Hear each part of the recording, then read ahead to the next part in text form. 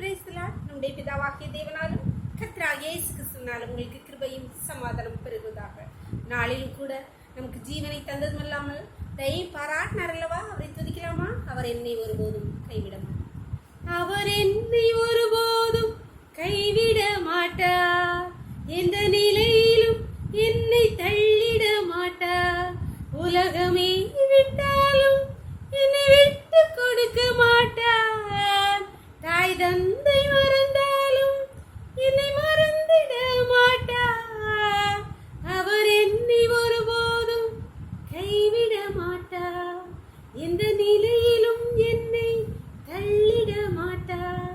தாய் தந்தை மறந்தாலும் என்னை விட்டு கொடுக்க மாட்டார்.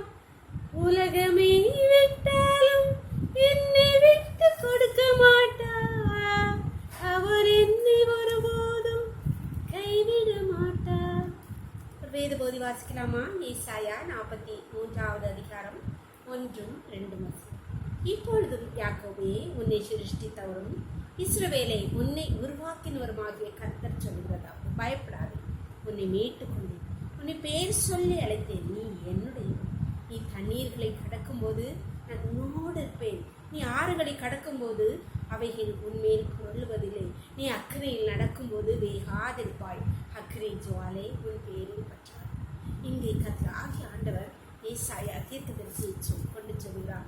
இந்த வசனத்திலே வருகிற யாக்கோபே என்கிற பெயருக்கு பதிலாக உங்கள் பெயரை வைத்து ஒரு முறை வாசித்து பாருங்கள். கர்த்தர் உன்னோடு பேசுவார்.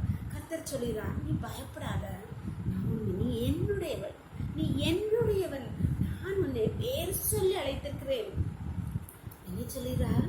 தண்ணீர்களை கடக்கும்போது நான் உன்னோடு இருப்பேன். நீ ஆறுகளை கடக்கும்போது அவைகள் உன்மேல் உருளுவதில்லை. அக்கினி உன்மேல் பற்றாது.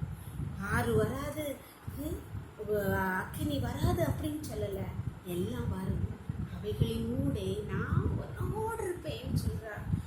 அவர் நம்மளோடு இருக்கிறதுனால தான் இது நாள் வரை ஜீவனோடு இருக்கிறோம், பிழைத்திருக்கிறோம். எவ்வளோ கஷ்டங்கள், எவ்வளோ பாடுகள் மத்தியிலும் நம் மூழ்கி போகாமல், நம் அழிந்து போகாமல் நம் ஜீவனோடு இருக்கிறோம் இல்லையா? நன்மையை காண்படியாகவே நம்மை வைத்திருக்கிறார்.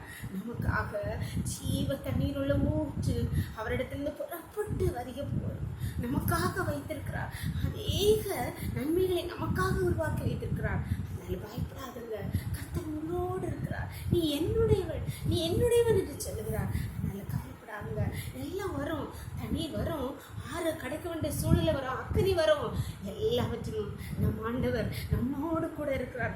அவர் நம்மளை பற்றி பிடித்துக் கொள்வார். கவலைப்படாதுங்க. ஜெபம் பண்ணலாமா? எங்களே சீக்கிரங்களே அன்பின் தகப்பனே, தர்மியான நாளை கொடுங்க, நீ வாய் தந்தீங்களேப்பா, விடா கூடி நன்றி தகப்பனே. நாளையும் காலை முதல் மட்டுமாய் உடைய தயவுள்ள கரம், உங்க கிருபைகளை தாங்குதேப்பா. நன்றி தகப்பனே, நன்றி தகப்பனே. இப்பொழுதும் அடையாளோடு நீங்க இருக்கிற ஒவ்வொரு விளையிலும் உடைய கருத்துல தெரியும். நீ என்னுடையவள் என்று சொன்னீங்களேப்பா. ஒவ்வொரு பிள்ளைகளை பார்த்து நீ என்னுடையவள், நீ என்னுடையவன், நான் உன்னோடு இருப்பேன்.